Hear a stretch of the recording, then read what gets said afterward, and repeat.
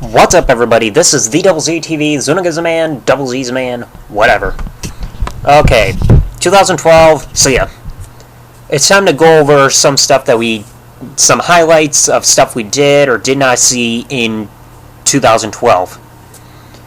So I ended up getting just over a page typed up of like little bulletin points of true facts of what we did and did not see throughout 2012 in WWE.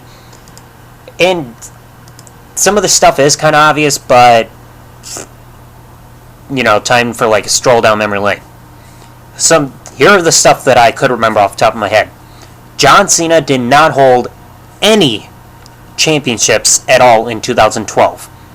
Did not hold the WWE, World Heavyweight, Intercontinental, United States, or the Tag Team titles at all this year. Sheamus had one of the worst feuds this year with Alberto Del Rio, because we just saw him go against Alberto Del Rio at Money in the Bank, SummerSlam, and Night of Champions, all for the World Heavyweight title, and they all had the same result: Sheamus winning. But of course, karma would bite Sheamus in the ass, because at Hell in a Cell, Survivor Series, and TLC, well, we saw Sheamus drop the belt at Hell in a Cell, win via DQ at Survivor Series, but technically did not win the title, and then lost at TLC to Big Show. So we saw 3 pay-per-views where he retained the World Heavyweight title, 1 where he lost the title, and 2 where he did not retain them, or get the title back. So we saw a shitty frickin' feud with him and Alberto Del Rio that sucked, and then we saw this monumental feud that was kind of good with Big Show. We saw 1 full calendar year of the WWE Championship remaining on one person, but technically the WWE Championship has not been defended since the Survivor Series pay-per-view, which was November 18, 2012. And before, depending on when you're watching this, before you argue and say, oh, the title has been defended, look down in the description and see when the video upload date is, okay? Because it's going to vary depending on when I upload this video compared to when people see it. Okay? So it's when the title has not been defended since November 18, 2012 Survivor Series so far, as of this recording day, which is I'm recording this on New Year's Eve, which bypasses that whole 30-day defense period type of thing for all championships. Alberto Del Rio was at a questionable face turn. He turns face at the TLC pay-per-view, but then he still acts more like a heel at the Christmas Eve edition of Raw after hitting Santa with his frickin' BMW. And no, that does, in this case, it does not stand for Big Mexican Woman. Okay, nobody drives them. The Miz finally turned face for the first time in his WWE career. Hallelujah.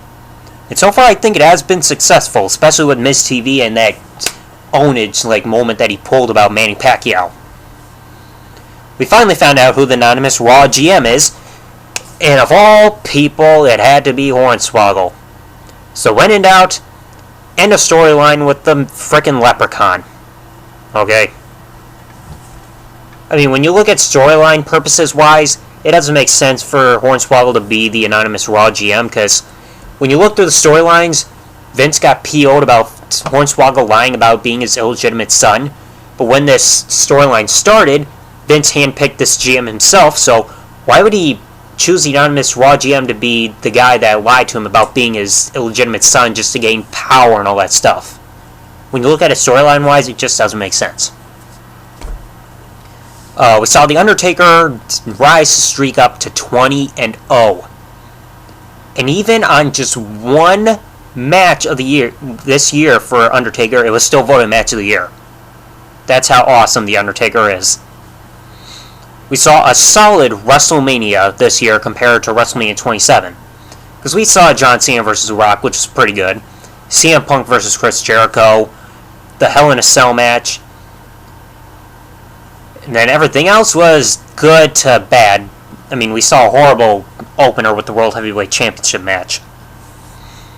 We saw the monumental returns of Chris Jericho and Brock Lesnar, which got one of the biggest pops you'll hear in years. Okay? I swear, every time I go onto YouTube and watch that return of Brock Lesnar, that pop always sends shivers down my spine and gets goosebumps all over my body. Okay? We have not heard a crowd explode like that in such a long time. I mean, fans are chanting, Rocky, Rocky. Music hits, BAM! It's like an atomic bomb exploded, because you could not hear, if you were at the arena, you would not be able to hear yourself think, seeing how wildly the crowd exploded. We saw The Rock win his first singles match in years. I mean, this was his first WrestleMania match since WrestleMania 20. I mean, he had 2 matches since his return. Survivor Series 2011 and WrestleMania 28, and this was a monumental win for him. We saw the release of Karma, who technically only had 1 match, and that was at the Royal Rumble pay-per-view.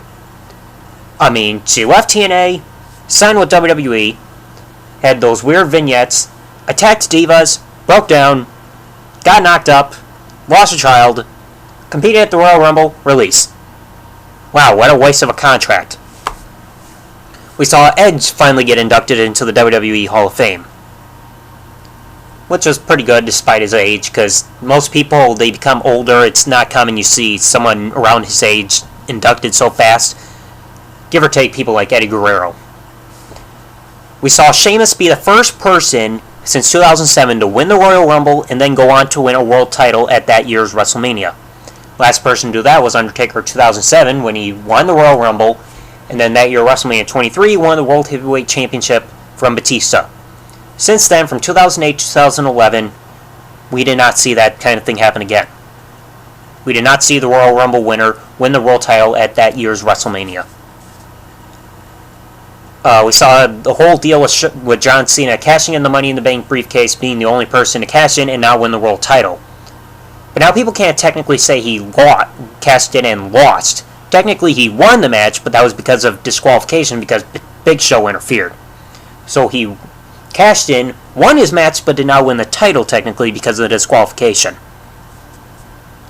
We saw Randy Orton in and out of the WWE repeatedly due to injuries and his 60-day suspension due to the wellness policy. The Shield debuted, and Dean Ambrose finally made his debut, so people could stop posting on Facebook saying they want him to come to the main roster already because it finally happened. We saw John Cena miss his second pay-per-view in less than a year because he missed TLC 2011, and then he did not compete at Hell in a Cell this year. He had a pre-show interview, but technically did not compete at the pay-per-view. Also, John Cena did not main event the Royal Rumble pay-per-view. The main event was the Royal Rumble match, and he did not main event SummerSlam because that was main evented by Triple H versus Brock Lesnar. So 2 out of the 11 pay-per-views he competed in, he was not in the main event. Teddy Long lost his GM spot at WrestleMania thanks to the tag team match. And we saw John Laurinaitis run Raw and SmackDown and then get fired at No Way Out. Bryce Clay finally made his in-ring return after so much waiting, and the promos said we're all dark, made it look like he would be returning as Monster Heel. Instead, he returns as the Funkasaurus. And before you know it, he became the Jabasaurus. Ever since his loss to Antonio Cesaro, things went downhill for him. Let's see, we saw Lord Tensai debut as the character, but we know he's A-Train or Albert. Went on a little mean streak by beating people like CM Punk and John Cena, but then after his loss to John Cena, due to a gimmick change, lost Lord and Lord Tensai, lost the gear and all that stuff. He started jobbing on June 4, 2012. We saw the huge downfall of Zack Ryder so fast after this whole deal with Kane and losing the US title and stuff. We saw Claudio Castagnoli, aka Antonio Cesaro, debut in the WWE. Sheamus lost his first match cleanly all year at Hell in a Cell when he lost the World Heavyweight title. Main Event and Saturday Morning Slam made their TV debuts, and Saturday Morning Slam being a G-rated show. We saw the departures of Beth Phoenix and the Bella Twins this year. Over the Limit and Hell in a Cell pretty much flopped. I mean, Jesus Christ. This show becomes the 6th ever Triple Crown champion when he won the Intercontinental Championship at WrestleMania 28. And technically, to my knowledge, He's the only person to be WWF/WWE Champion, World Heavyweight Champion, WWE Tag Team Champions, Intercontinental Champion, and United States Champion at all. And I'm counting this when the United States title came under the WWE name when it was revived in 2003. I'm not counting it when it was under the WCW name in 2001. So since the title came revived under the WWE name since 2003, to my knowledge, Big Show's the only one to hold all 5 titles that any male competitor can get that's in the WWE right now. I mean, some people gotten close. Layla finally returned after about a year off and won the Divas title from Nikki Bella at Extreme Rules. Ryback debuted with the character and has been going on a rampage. Ryberg, Goldberg, whatever. Damian Sandow made his debut as the whatever name he goes by, but technically I don't think he's PG if he uses words kids can't understand. Rey Mysterio and Sin Cara formed their alliance, and technically Sin Cara has been doing better, because ever since his return from his injury at last year's Survivor Series pay-per-view, and teaming with Rey Mysterio, he has been able to adapt more to competing in the US and been a little less botchy. Christian returned and won the Intercontinental title for the umpteenth time. Let's see, we saw a horrible tuxedo match between Santino and Ricardo. Triple H made a speech where his WWE career's future is unclear. Chris Jericho departed again after SummerSlam. We saw a horrible AJ John Cena scandal. Raw ratings, especially with the lowest being on Christmas Eve edition of Raw with that 2.2 rating, lowest rating since September 8, 1997. And a lot of the Raws have had low ratings, okay? Ever since this 3-hour Raw stuff started, okay, I actually wanted to skip Raw on the Christmas Eve edition, okay?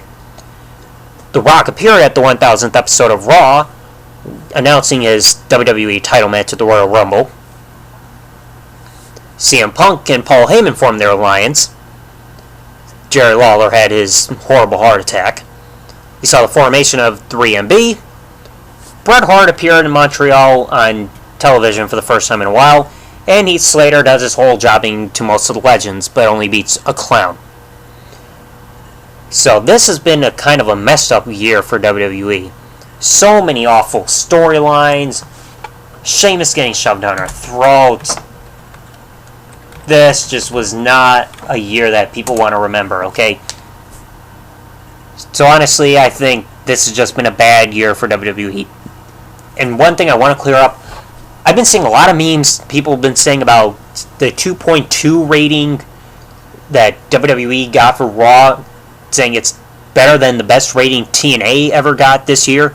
Well, duh, they're on different networks, okay? If you look at the game Extreme Warfare Revenge, they have like all these channels and stuff and like the highest ratings you can get at a specific time.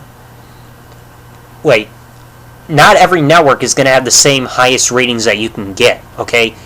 USA and Spike TV have different highest ratings you can get because not everybody watches those channels, okay? So obviously, TNA's not going to easily get those high ratings compared to Raw unless they're on the same network, okay? So thank goodness I actually learned something from a video game. So with that in mind, I want to know how everybody thought of WWE in 2012. Did you think it was good, bad? What like memories are you going to have of it, like high points, low points, all that stuff? Just give me your thoughts on how you thought WWE did in 2012. So thanks for watching, subscribe, see ya.